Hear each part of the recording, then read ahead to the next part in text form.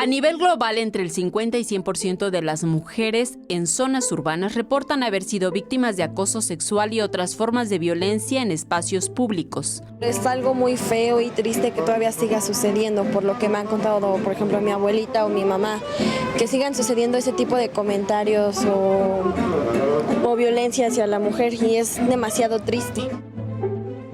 Para ONU Mujeres, estas son características de acoso sexual: tocar, rozar, chiflar, piropear, insistir, sacar fotos sin que te las pidan, perseguir, mirar con morbo, insistir después de un no, es acoso.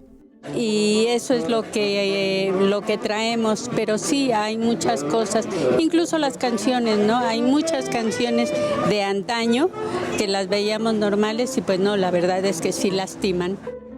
Pero también las mujeres han vivido otros tipos de violencia.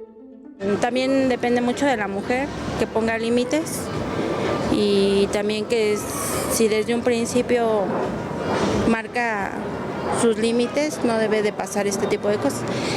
Y también al ver que si está pasando, pues mejor salir de ese círculo. Yo en su tiempo viví violencia intrafamiliar, estuve 5 años así con mi pareja hasta que puse un límite. Desafortunadamente a veces nos dejamos llevar mucho por el qué dirán o por el cariño hacia nuestros hijos, y ahí es donde nos limitan y no sabes qué hacer, hasta que una se arma de valor y dice hasta aquí.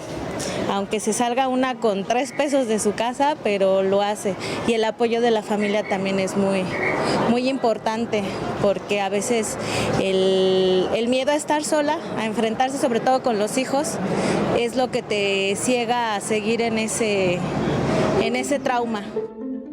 Si usted está sufriendo algún tipo de violencia, puede comunicarse a la atención en línea Mujeres al 56 58 11 11